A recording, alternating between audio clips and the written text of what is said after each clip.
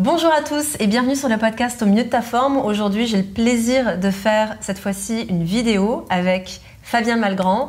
Fabien Malgrand que j'ai rencontré cette année et en fait on s'est rendu compte, lui et moi, qu'on avait vraiment une vision commune. Cette vision, en fait, c'est même pas une vision, c'est que l'être humain est holistique et on essaie vraiment d'apporter au quotidien cette vision commune à la plupart des personnes, notamment en faisant de la santé holistique une norme. Donc bonjour Fabien. Salut. Ça me fait super plaisir de faire cette interview avec toi. Pareil. Alors Fabien, tu es coach. Alors déjà à la base, tu es musicien, mais tu es aussi coach, tu es formateur, tu es auteur, tu as écrit un livre également par rapport justement aux lois de la guérison que tu enseignes. Et puis, tu es spécialisé en auto-guérison naturelle. Donc, c'est un sacré parcours.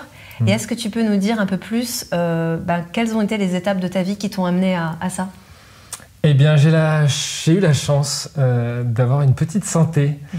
Donc, en tout cas, qu'elle se détériore rapidement. Et si je dis que j'ai eu une chance, c'est parce que ça m'a permis de me questionner sur moi, de mieux me connaître et de me dépasser pour essayer justement de me guérir. Donc, c'est vraiment les maux physiques. Et d'ailleurs, pas que physique, il fallait justement que j'aille voir d'un point de vue émotionnel ou mental, voire spirituel, ce qui se passait en moi pour pouvoir me guérir aussi. Mais ça m'a permis justement, en étant malade, de me questionner et de dire « Ok, comment je change ça ?» Donc c'est venu de la maladie, des problèmes de santé. Et puis après, il y a eu des éléments dans mon parcours qui, à chaque fois, m'ont un peu piqué sur le vif en me disant « Non mais là, ça va pas, il faut changer quelque chose ». Et j'étais très coupé de mes émotions pour le coup. Donc au début, j'ai commencé vraiment d'un point de vue physique, la santé, vraiment en me concentrant sur ok, il y a des informations physiques que je peux changer dans mon corps pour qu'il aille mieux. Et parce qu'en plus, la société, tout ça, le prisme était très physique. Et petit à petit, je me suis ouvert à d'autres choses et je me suis rendu compte qu'en changeant mes émotions, ma manière de voir la vie, je guérissais aussi. Donc c'est pour ça qu'après, je suis parti dans une vue vraiment holistique de la santé, vraiment globale. Qu'est-ce qui a un impact sur ma santé à chaque instant ? Qu'est-ce que tu as eu comme problème de santé ? Qu'est-ce qui s'est passé ? Alors j'ai eu assez rapidement des problèmes de croissance, tu sais, les cartilages, les talons, le dos, etc. Qui faisaient que du coup, ou les genoux... Ça a commencé enfant du coup ? Ça a commencé enfant. Ouais. Ça a commencé, en fait, les problèmes de santé ont commencé à la fin de l'école primaire. Donc avant, ça allait bien plutôt. Mais justement, je pense qu'à la base, j'avais une assez bonne santé. Elle s'est vite détériorée avec mon mode de vie, d'alimentation, etc. Celui que je n'avais pas choisi, qui était celui de mes parents. Et puis, parenthèse, truc classique, baguette, beurre confiture, pâte à tartiner par exemple. Les cornflakes, tu sais, avec le lait, le fromage, voilà. Beaucoup de fromage, je me souviens, tu m'en avais parlé. Oui, beaucoup de produits laitiers, ouais, c'est vrai. En fait, on avait le plateau de fromage tout le temps sur la table. Ouais. Donc en fait, tout le temps, on s'en tout le temps, le matin, tu veux le dire soir. Du matin, 4h, 10h. Il était là, tu vois. Ah ouais, donc on en mangeait énormément. Okay. Et puis voilà, le lait, les cornflakes, j'adorais ça, j'en reprenais après. Enfin, tu vois, tous les classiques. Et justement, ce qui m'a permis de me dire, attends, il y a quelque chose qui ne va pas dans le système de santé normal, c'est qu'à 16 ans, donc j'avais des problèmes de dos, j'avais des allergies, donc j'avais des piqûres de cortisone toutes les semaines. Ah oui, quand même. C'était quand même beaucoup. J'avais, donc ça, il a fallu tu vois, détoxifier après. Bien sûr, c'est clair. Mais on m'a mis pas mal de choses dans le corps pour essayer que je vive mieux, parce qu'en même temps, c'était de la médecine de confort. À un moment donné, quand tu es allergique tout le temps, il faut bien faire quelque chose. Et puis voilà, donc les sinusites chroniques, j'avais beaucoup de problèmes ORL qui ont continué ensuite, mais il y a quand même, parce que j'ai eu des problèmes aux poumons, etc. plus tard, mais à 16 ans, il y a eu... en fait, j'allais voir un ostéo. La première fois que j'allais voir un ostéo, j'avais l'habitude de voir des vertébrologues parce que le cartilage, tu vois, et les vertèbres qui n'allaient pas. Donc des problèmes de disques et compagnie. Mais quand je suis allé voir un ostéo, il m'a fait un conseil très simple. Il a vu que j'étais tout le temps pris, tu vois. Et il me dit, essaye pendant 1 mois, t'arrêtes les laitages et le sucre. Voilà. Et je fais d'accord, et il me motive à ça, tu vois. Moi, j'avais aucune idée de ça. J'avais vu plein de spécialistes, entre les allergologues, les pneumologues, les machins, les trucs, j'en avais vu plein. Et il me dit ça, et 1 mois après... donc j'avais aussi beaucoup d'acné, et je prenais du Roaccutane, tu sais, un médicament qui m'asséchait la peau, qui était horrible, j'aimais pas. Enfin, c'était, tu vois, désagréable. Et il me fait ce simple conseil, plus d'acné, plus de sinusite chronique, tu sais, tout de suite un bien-être, mais de fou, quoi, en 1 mois. Alors c'était dur parce que je mangeais que ça. C'est ce que j'allais dire. Ça n'a pas dû être simple de mettre ça en place, puis même vis-à-vis de ta famille, parce que ça demande de se positionner, de s'affirmer. J'étais avec ma mère, tu vois, et donc ma mère, elle a joué le jeu, tu vois. Oui, j'avais 15-16 ans, je ne sais plus exactement quel âge, mais elle était là et elle a dit bon, bah d'accord, on va essayer ça. Et je la remercie de m'avoir permis d'essayer ça. Mais moi, ça a été un choc parce que là, je me suis dit, j'arrête pas de voir des médecins, j'arrête pas de voir des spécialistes. Il y en a pas un. Assez classique. Voilà, c'est ça, comme on passe tous. J'ai eu quelque chose d'assez similaire, donc je vois bien. C'est ça, exactement. Ouais. Donc, j'ai eu un choc. Je me suis dit non, mais la médecine, ils ont rien compris en fait. Ils veulent me vendre des médicaments. Enfin, tu vois, j'ai eu vraiment à un moment donné un truc, mais c'est pas possible. Tu vois, un peu une forme de rejet. Après, j'ai compris l'intérêt de la médecine occidentale, mais dans l'instant, je me suis dit non, mais c'est quoi ce délire ? Ils sont à l'ouest complet, quoi. Ils sont à l'ouest. Là, ce médicament, tu vois, enfin voilà. Bien sûr. Donc à partir de là, je me suis intéressé à la santé, à la naturo, etc. Je me rappelle, ma mère, elle avait un livre de Rick Azaray. tu vois. Donc j'ai commencé à creuser des trucs. Et je commençais à me passionner pour l'auto-hypnose. J'étais tombé sur un livre d'auto-hypnose, donc je m'enregistrais des cassettes d'auto-hypnose pour commencer à m'apporter. Je pensais que j'avais pas d'émotion et que j'allais très bien. Mais justement, en commençant à faire ça, j'ai vu qu'en fait, si j'avais beaucoup d'émotions rentrées et que je cachais. C'est quoi c'était quoi ton premier livre d'auto-hypnose ? C'était un enseignant en particulier ? J'ai eu 2 livres. Il y en a un qui c'était Le pouvoir illimité d'Anthony Robbins, qui est très connu et que j'avais, qui était présenté. L'édition, en plus, j'avais adoré. C'était une sorte de Bible noire avec marqué Le pouvoir illimité en argenté juste dessus, tu vois. Et il y avait un autre livre qui était moi, je faisais beaucoup de musique et il y avait un Michel Riquier, un prof de trompette, qui avait fait un livre sur l'hypnose, la connaissance de soi et la musique, tu vois. Donc en fait, j'adorais parce qu'il donnait plein de petits trucs et des séances. Et donc voilà, j'avais mon lecteur cassette, je m'enregistrais et j'ai commencé à travailler comme ça. Parce que tu étais jeune, en fait, t'as vraiment plongé là-dedans hyper jeune. Comme tu disais, tu avais quoi, 15 ans, c'est ça ? Ouais, c'est dingue. J'ai plongé plus tôt, en fait. Mais là, c'est parce qu'on parlait de santé, j'ai orienté sur ça. Ok, donc tu as commencé clairement quand même avec l'alimentation qui a été un game changer pour toi et ça a été les produits laitiers. Du coup, j'imagine que suite à ça, tu n'as pas forcément repris les produits laitiers, peut-être si c'est occasionnellement. C'est ça. Voilà. Après, j'ai pris le temps de voir à quel moment, quand je reprenais, parce qu'à des fêtes de famille, tout ça. Bien sûr. Quel était ton seuil ? Voilà. Est-ce que, tu vois, aujourd'hui, je vais manger une raclette, il ne se passe rien, tout va bien. Oui. Mais à une époque, parce que justement, j'ai pu me réadapter à ça en réparant mon système digestif. Alors qu'en réalité, avant, dès que je reprenais une raclette, j'avais le nez bouché, je chantais que j'avais la tête comme ça. C'est ça. Donc j'ai mis du temps à en reprendre en fait. C'est important ce que tu dis parce qu'en fait c'est vrai que très souvent les personnes disent oh là là mais alors du coup si j'arrête je pourrai plus jamais et il y a une peur au changement aussi et c'est hyper intéressant parce qu'en effet c'est ce que j'explique souvent, on a tendance à enlever et puis à enlever mais non en fait on peut enlever pour limiter la charge toxémique. C'est ça. Là, en l'occurrence, les cols qui sont générés par les produits laitiers qui génèrent beaucoup de mucus. Il n'y a pas que les cols, les sucres, le gluten sont des gros pourvoyeurs de cols. L'excès de gras aussi. Mais bon, là, en l'occurrence, toi, tu réagissais beaucoup aux produits laitiers. Et à un moment donné, c'est de limiter cette charge-là, de prendre le temps de réparer l'organisme, de le détoxiner. Et ensuite, une fois que la muqueuse intestinale est mieux réparée et que justement on commence après à trouver son ratio, en fait ça passe. Et c'est important de le dire parce que c'est vrai qu'il y a beaucoup de personnes qui pensent que je t'en enlevé tout le temps. Non. Pour moi, c'est une des premières compréhensions que j'ai eues sur la santé. C'est que la santé, c'est un niveau de vitalité, que tout le stress, donc par exemple les produits laitiers, c'était un stress que j'infligeais à mon corps. Eh bien, tapait dans mon niveau de santé. Et en fait, j'en donnais beaucoup trop pour mon niveau de santé. Donc, ça va jusqu'à la blessure, jusqu'aux symptômes. C'est ça. Et quand j'ai compris ça, ça a tout changé. Parce que je me suis dit, en fait, j'enlève la demande. Comme je passe en dessous, là, je suis plus dans le niveau de blessure, je suis dans le niveau de réparation. C'est ça. Mon corps va réparer. Ma vitalité, elle va pouvoir réaugmenter. Et comme elle réaugmente, quand je remets des produits laitiers, tant que je suis en dessous, je m'adapte. C'est ça. C'est vraiment à voir comme une jauge pour ceux qui nous écoutent et qui ne regardent pas la vidéo. Sur mon podcast, il y a vraiment une question de jauge et c'est tout à fait ça. Et c'est imaginer la quantité de stress qu'on inflige à notre corps, que ce soit environnemental, mental, des émotions non libérées. Sur tous les plans. L'alimentation, sur tous les plans, exactement. Ok, top. Donc du coup, top. Non, t'as quand même pas. Ça n'a pas été simple. Pour moi, c'était une chance. Non, mais ça, on le voit souvent comme un cadeau parce que ça nous amène à ce chemin-là. En fait. Ça m'amène à ce que j'ai fait là. J'ai écrit mon livre Je choisis de guérir en parlant de tout ça, de tout ce cheminement. En fait, ça a fabriqué qui je suis et la joie que j'ai de transmettre aujourd'hui la connaissance de soi et la santé naturelle, c'est parce que je suis passé par tous les problèmes, j'ai l'impression. Tu vois, donc à bout d'un moment, c'était effectivement délicat, mais ça m'a permis de me connaître, de me transformer, de me changer et d'être qui je suis aujourd'hui. Donc j'adore. C'est ça. Oui, parce qu'en effet, on a fait ce focus sur ce problème-là, mais tu as eu aussi beaucoup de gros problèmes quand même au niveau pulmonaire, entre autres, parce qu'on en avait parlé en aparté. Donc oui, ça a vraiment été la vie qui t'a challengé en disant va plus loin, va plus loin, va plus loin. Et en fait, ce que je trouve intéressant, et c'est pour ça qu'il y a cette interview aujourd'hui, c'est que autant on a l'impression, toi et moi, d'être des frères et sœurs jumeaux, parce qu'on a la même vision. Tu as aussi ton organisme de formation et t'enseignes la santé holistique avec ton prisme. Moi aussi, ma porte d'entrée est la nutrition. Toi, tu as une porte d'entrée qui est, j'ai tendance à dire, plus énergétique, et tu as vraiment cette vision du Tao. Tu peux nous en parler, justement, de comment toi, tu abordes la santé holistique ?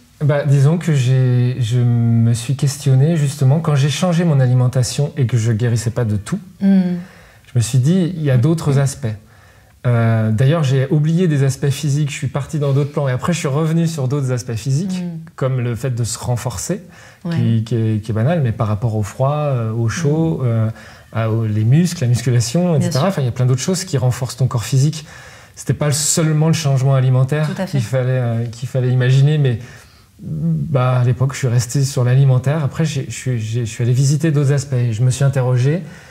Je me suis dit, finalement, mon vécu, il est émotionnel, il est mental, il est spirituel, il n'est pas que physique. Et donc, j'ai essayé de creuser ça. Ok, quels sont les stress que je m'inflige émotionnellement, mentalement ou spirituellement. Essayer de comprendre tous les aspects, et donc aussi physique. Je crois que j'ai dit qu'il n'était pas que mental, mais je voulais dire qu'il n'est pas que physique. Bref, je reviens sur une minute avant. Et donc, voilà, ma méthode finalement, ça a été ça, c'est de dire, est-ce qu'il n'y a pas des lois de fonctionnement de la santé qui croisent aussi bien le physique que l'émotionnel, que le mental, que le spirituel. Donc en fait, mon parcours, ça a été que je me suis formé en sophrologie, en hypnose, en toutes les thérapies brèves possibles et inimaginables que je trouvais. Oui, parce que cette envie aussi de trouver ce qui marche pour toi et puis d'aller là-dedans, parce qu'en fait, tout ton chemin t'a amené vers ça. Et puis petit à petit, il y a des pratiques plus énergétiques, le chamanisme, puis l'énergétique chinoise, philippine, etc. Pour découvrir qu'effectivement, il y avait plein de choses qui marchaient. Souvent, quand on commence à regarder ça, on voit plein de choses et on ne sait pas comment elles s'imbriquent. Et moi, mon focus tout le temps, c'était comment ça s'imbrique. Quel est le dénominateur commun ? Voilà. Comment avec mon émotionnel, j'agis sur mon physique ou sur mon mental. Comment, avec mon physique, j'agis sur ces autres plans, et ainsi de suite. Et finalement, petit à petit, dessiner avec le Tao. D'ailleurs, c'est vraiment le Tao qui a fait tilt à un moment donné. Le taoïsme et la médecine traditionnelle chinoise. Où je me suis dit, en fait, il y a un chemin de guérison et on peut agir physiquement, émotionnellement, mentalement, spirituellement. Avec plusieurs lois que j'ai déterminées en observant la nature et grâce au Tao qui me montrait ce chemin. Et voilà, et là j'en ai fait effectivement donc une école les chemins de la santé, même de la transformation de manière générale, que ce soit pour la réussite ou pour la guérison, ou pour n'importe quel domaine du coup, que ce soit le couple, l'entreprise, l'écologie. En fait, il y a des chemins que la vie prend. Par exemple, elle ne prend pas le chemin... après l'été, il y a le printemps. Tu vois, après l'été, il y a toujours l'automne, en fait. Et ce chemin qu'elle nous montre, en fait, on peut le prendre exactement le même, et petit à petit, on augmente le niveau de vitalité, on diminue les stress, et non seulement on guérit, mais on a de plus en plus d'énergie pour matérialiser notre vie, nos idées, etc. C'est-à-dire que tout a beaucoup plus d'énergie. Donc pas seulement la réparation du corps, mais aussi de tous les systèmes, et pas seulement la réparation, mais aller plus loin, la manifestation. C'est ça. C'est intéressant ce que tu dis, parce qu'en fait, on se rend compte que déjà, oui, on peut optimiser notre santé, c'est ce qu'on apprend, et notamment dans Yijiwan, j'apporte à la fois cette dimension holistique avec l'angle de la nutrition. Et ce que je trouve très intéressant dans ta démarche, c'est que c'est, oui, il y a le corps, mais après, toutes les lois et toute cette logique qui est en fait complètement synchronisée avec la nature, avec le vivant, comme tu le dis, en fait, c'est applicable dans tous les domaines de notre vie, en fait. Et c'est en ça que je trouve ça chouette. Est-ce que en fait, tu arriverais à nous dire des exemples concrets, tu vois, par exemple, alors j'imagine... c'est compliqué Ouais, des fois j'ai de un dire exemple vraiment concret. quelque chose de très concret, mais je pense déjà d'un point de vue santé, mais même d'un point de vue, par exemple, d'un projet.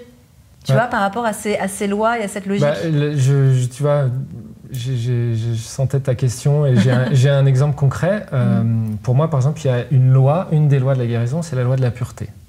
D'accord, que j'ai définie, qui vient de l'automne, quand, par exemple, après l'été, après le printemps, l'été, etc. Et l'automne, en fait, l'arbre se libère de ses feuilles. D'accord. Et donc dans le système, on le voit dans le taoïsme, par exemple, il y a le gros intestin qui se libère de ce qui n'est pas bon pour toi. Enfin, qui libère ton organisme de ce qui n'est pas bon pour toi. Et ça, en fait, c'est une loi de la pureté qu'on utilise dans l'hygiène, tu vois. Ensuite, en naturo, en diététique, tu vas enseigner comment justement détoxifier, etc. Tu vas faire des cures, faire des jeûnes, etc. pour libérer justement l'organisme de toutes ces toxines. Donc il y a une partie détox et puis une partie purification par les émonctoires, tu vois. Donc tu vas jongler avec ces deux lois, tu vois, de comment on fait bouger les toxines et on les fait sortir, et après comment les émonctoires s'en libèrent, tu vois. Et bien finalement, je me suis dit, mais c'est exactement pareil d'un point de vue émotionnel. Il y a des choses dont on ne se purifie pas. Il y a des blessures émotionnelles que les gens ont vécues il y a 20 ans, et tu peux leur en parler, et ils peuvent avoir tout de suite la même émotion qu'il y a 20 ans. Ça veut dire que l'émotion, elle est toujours là, la poubelle n'est pas partie, et on ne leur a pas appris comment s'en libérer. Donc moi, j'ai cherché spécifiquement comment on fait pour libérer ces trucs qui restent depuis 20 ans, quoi. Ouais, c'est ça. Pareil, d'un point de vue mental, on a plein d'informations mentales. Aujourd'hui, on est abreuvé tous les jours d'informations, de choses à faire. On sait qu'il y a des incendies à l'autre bout du monde ou des guerres à l'autre bout du monde. Mais c'est quand que tu purifies et que tu libères et que tu enlèves de ton corps, de ton esprit, ce qui n'est pas bon pour toi. Quand est-ce que tu le fais? Tu vois, cette pureté-là. Et après, il y a le point de vue spirituel. Est-ce que tu vas jusqu'au bout? Alors, spirituel, on va en parler. Est-ce que tu vas jusqu'au bout dans le sens où c'est loi de la purification associée à l'automne? Ouais. Est-ce que du coup, tu préconises plutôt de suivre des choses où on va travailler en profondeur sur la libération, par exemple émotionnelle ou intestinale, ou à l'automne? Ou, oui, d'accord. Alors, oui. Après, il y a... Les cycles, en fait, c'est une fractale. Ils sont tout le temps. Ils sont dans ta journée. Okay. Ils sont, tu vois, avec la lune. Au niveau du mois, voilà, exactement. Donc, tu peux choisir de faire des choses, par exemple, le soir, parce que c'est dans ton cycle de ta journée. Et le soir, c'est le moment de purification. Par rapport à l'automne qui est dans le prisme, dans la fractale de l'année, si tu veux. Bien sûr que... pour justement améliorer la santé d'un point de vue physique, on va se calquer sur les saisons. Donc même si tu ne le fais pas dans un schéma de je veux d'avoir une transformation immédiate, parce que j'ai mis au point, si tu veux, une technologie de métamorphose, pas une technologie physique, mais on va dire de l'âme, une technique. Voilà. Qui te permet de changer les choses en 1h30 par exemple, tu vois, avec un tapis que j'ai inventé, enfin tu sais, le rituel que tu connais un petit peu déjà, et qui permet, c'est un rituel de guérison qui nous permet de changer les choses en 1h30.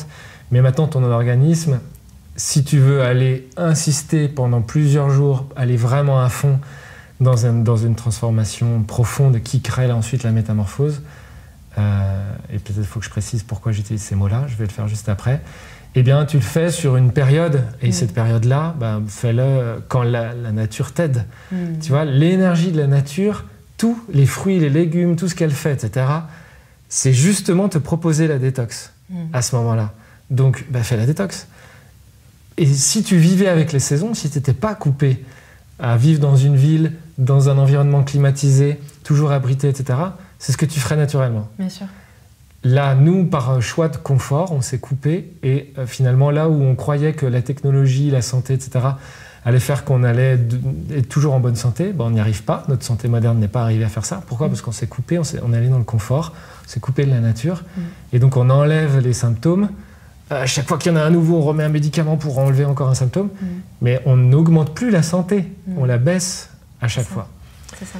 Et donc là, je voulais aller sur quoi j'ai dit sur la définition de la métamorphose. Voilà. Pourquoi tu as choisi ce terme-là ? En fait, ça vient du taoïsme où j'ai compris que à minuit, il se passe un changement invisible.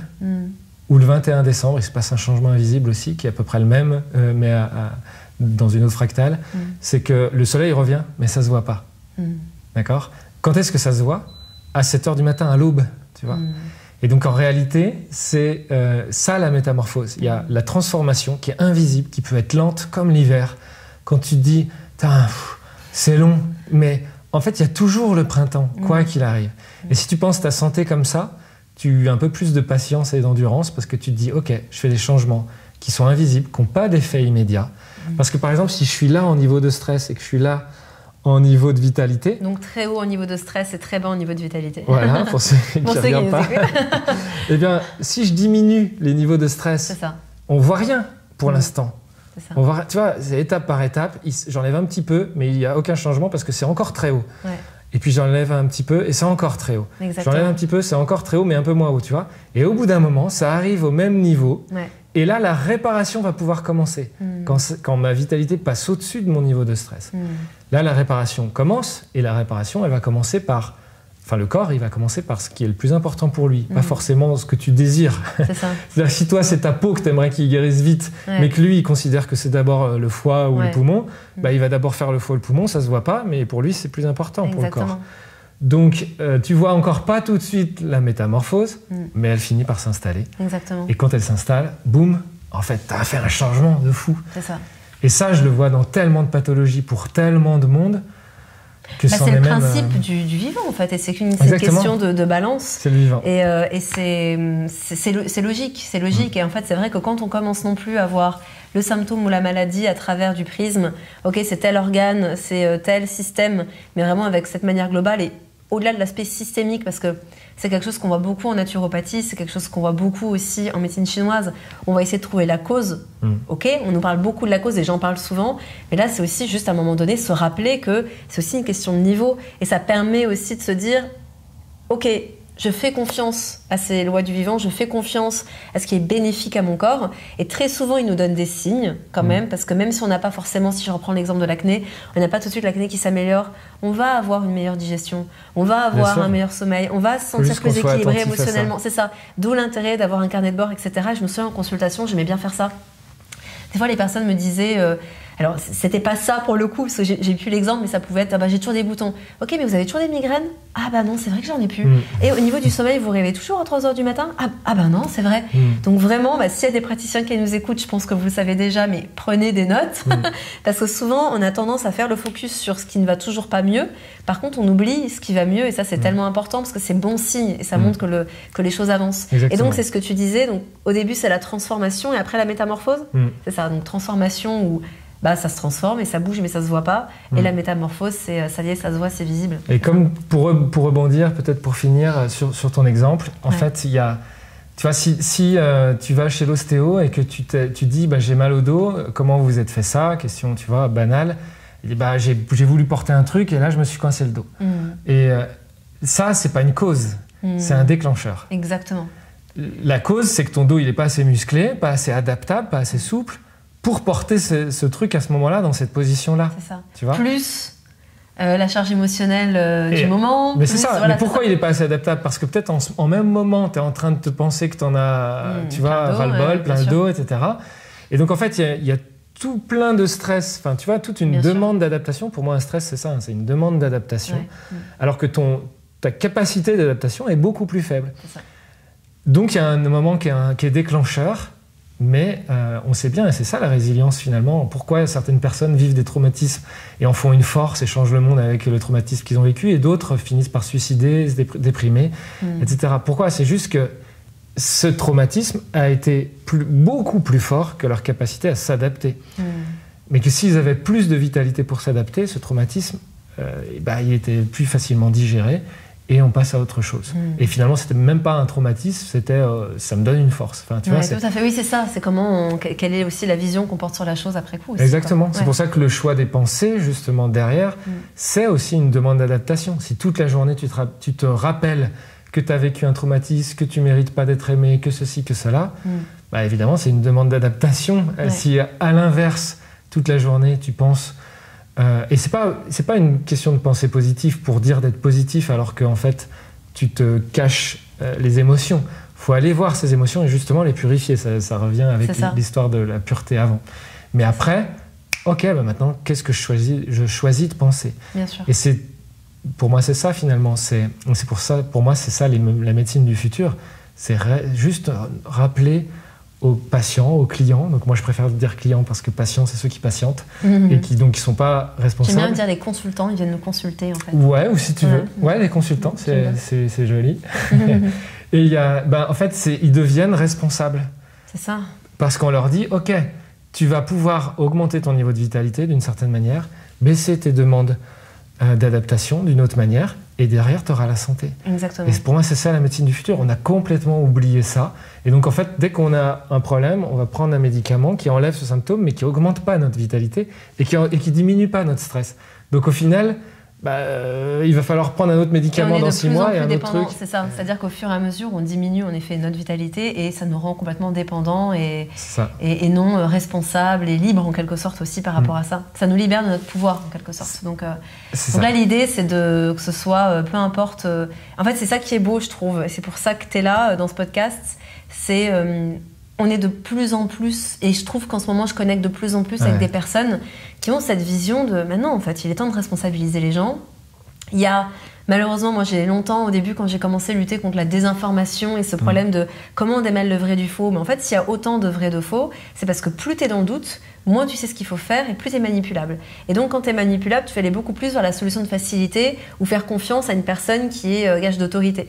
Mais non, en fait, là, l'idée, c'est de mettre du sens et de la compréhension parce que c'est pas compliqué. Et on nous a tellement complexifié les choses que c'est ça le problème, alors qu'en fait, c'est pas compliqué. Exactement. C'est des lois simples. Ça peut paraître long, alors qu'en fait, non, c'est très souvent une suite logique en fait.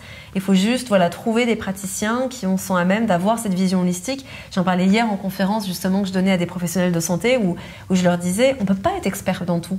C'est complètement ok, on ne peut pas être hypnothérapeute, kinésiologue, naturo, nutritionniste, machin. Mais par contre, de se dire en tant que praticien de santé avec cette vision holistique, dire ok, moi je vous accompagne dans ce domaine, mais pensez à aller travailler sur vos émotions, sur le mental, sur comment est-ce que vous pensez, sur vos croyances limitantes, sur vos ombres, sur vos défauts que vous voyez peut-être de manière négative, alors que pour moi c'est vos plus grandes forces. Pour moi c'est vraiment, c'est rigolo, c'est une image un peu bizarre, mais dans le sens où on met un coup de projecteur sur des choses de la vie, nous on les voit comme des ombres ou des défauts, alors qu'en fait c'est juste là pour révéler une part de nous qui peut être transformée, qui peut être... Ouais, c'est ton plus grand potentiel, parce que si c'est une grosse demande d'adaptation, si tu transformes ça, c'est une grosse énergie que tu vas récupérer. Exact. Donc c'est un potentiel énorme, et justement il faut aller voir ça. C'est ça, et on retrouve beaucoup ça dans la santé, des personnes qui ont un gros problème de santé, et puis pouf, après ils deviennent des accompagnateurs, des médecins, des thérapeutes, etc.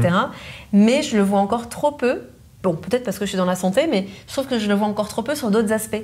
Du genre, j'ai été abusée et je porte ce poids-là. Ok, mais en fait, si tu as vécu ça, c'est que tu as quelque chose à transformer, à métamorphoser en toi, parce que cette souffrance, cette blessure, elle vient te faire travailler quelque chose qui va être utile au reste du monde, en fait. Mais justement, ça fait partie des lois de la guérison que je défends, et sur un point de vue émotionnel, mental. En fait, pour moi, c'est juste de la connaissance. Ça revient à ce que tu disais avant. Tout à fait. En fait, c'est très simple. C'est les lois de la nature. On les applique c'est les mêmes pour le physique, pour l'émotionnel, pour le mental, pour le spirituel. Donc, en réalité, tu vas pouvoir... Il faut juste trouver les bonnes techniques, mais dans l'intelligence de l'être humain, je veux dire, tout a déjà été inventé comme technique.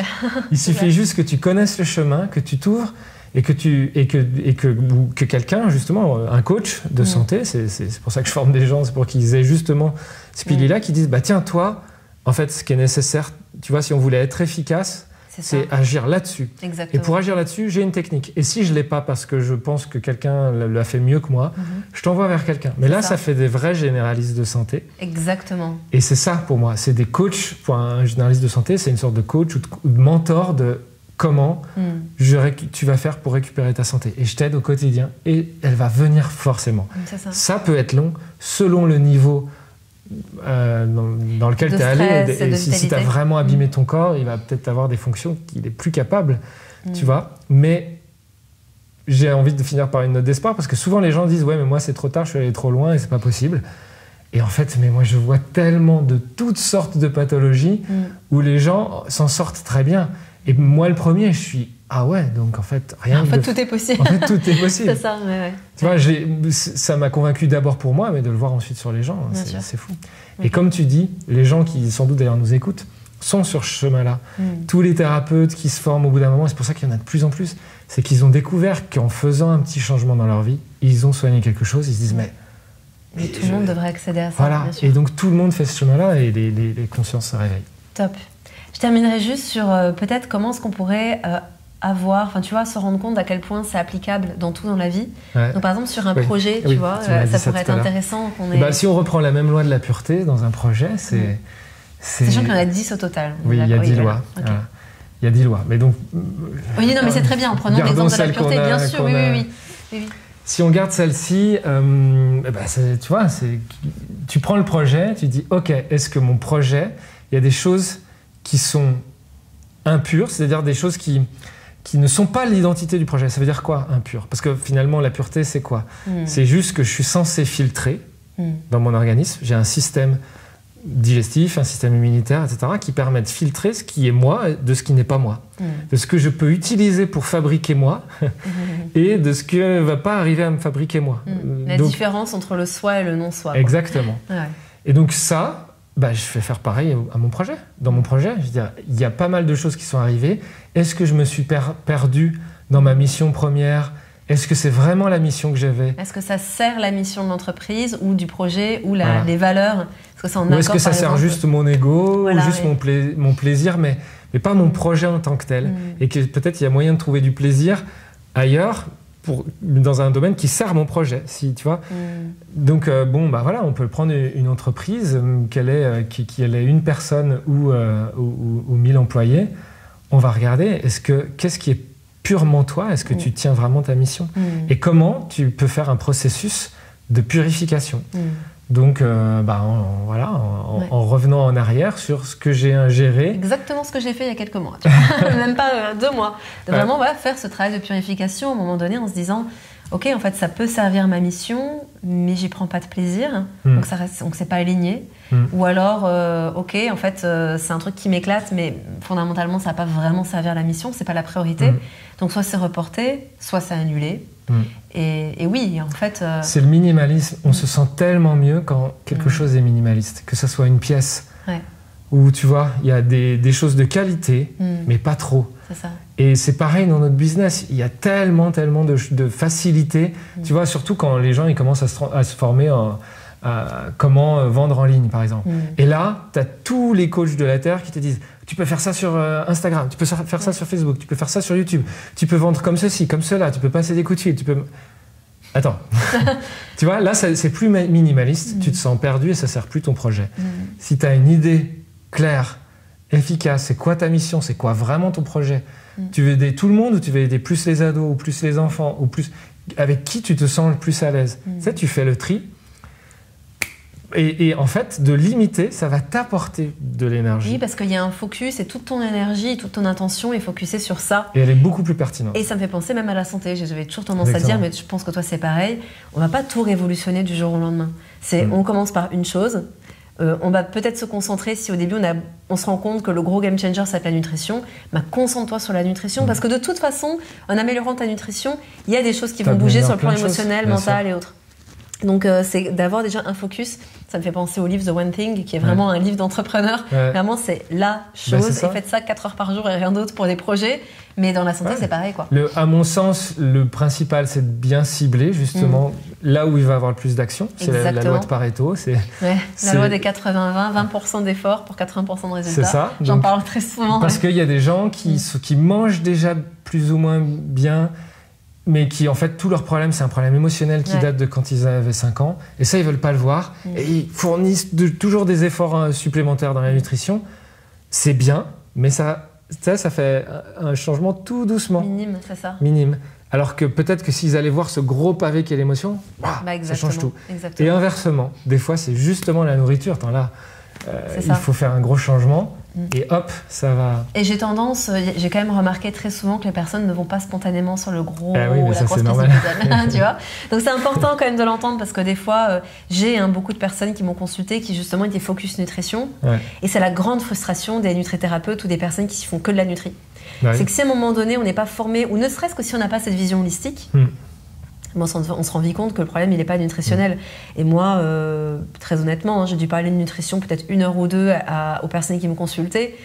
Et fondamentalement, j'allais toujours dire, là, émotionnellement et sur le plan spirituel, et de quoi tu te nourris dans ta vie, sans parler d'assiette, quoi. Et souvent, c'est là qu'on va toucher les choses fortes. Donc, c'est tout l'intérêt d'avoir un coach, un thérapeute, un mentor. C'est un point d'appui. C'est le truc que précisément tu veux pas voir. C'est ça. Ben, ce quelqu'un va te le montrer. Et de travailler en réseau. Et ça, j'insiste vraiment, parce que j'ai vu vraiment trop peu de thérapeutes travailler en réseau. Or, moi, les personnes qui ont vraiment eu des résultats en nutrition, c'est souvent des personnes qui ont été amenées par un kinésiologue avec qui je travaillais en Suisse. Et du coup, j'envoyais en disant non, mais là, c'est émotionnel. Et puis lui, il sera beaucoup plus performant pour aller déloger des choses et faire parler le corps plutôt que le mental. Donc, allez-y. Et par contre, lui, des fois, m'envoyait des personnes qui disaient non, mais là, votre problématique, c'est plutôt d'ordre nutritionnel. Et donc, il y avait vraiment un sens aussi qui a été mis sur les choses. Et les personnes, on savait que c'était ça qui allait vraiment être un game changer. Et c'est là que c'est vraiment holistique. Exactement. Moi, c'est précisément le but en définissant le plan de transformation vers la métamorphose. Et justement, qu'on ait des coachs qui sachent tout. OK, là, telle loi pour tel plan. C'est ça. Eh bien, voilà, il faut l'utiliser comme ça. Si c'est pas moi, parce qu'en fait, je détermine que cette loi pour ce plan-là, c'est un ostéo et que moi, je suis pas formé en ostéopathie, je t'envoie un ostéo et tu reviens après, on avance. Et précisément pour créer du réseau. C'est exactement le but. Génial. Et c'est pour ça d'ailleurs qu'on est là. Et c'est pour ça qu'on est là, exactement. Fabien, merci infiniment. Merci si on veut te retrouver, Fabien, alors tu as un compte Instagram, tu as une excellente chaîne YouTube avec beaucoup de vidéos, même des séances de méditation au tambour, je vous invite à tester. Tu as ton académie Unison. Donc ton compte, c'est Fabien Malgrand officiel, c'est juste? Ouais, en fait, allez sur fabienmalgrand.com. Ouais, en général, on te retrouve. Et puis il y aura toutes les infos. Malgrand, c'est bien. Mal, ML, grand. Voilà, très simple. Fabien Malgrand. Facile à retenir.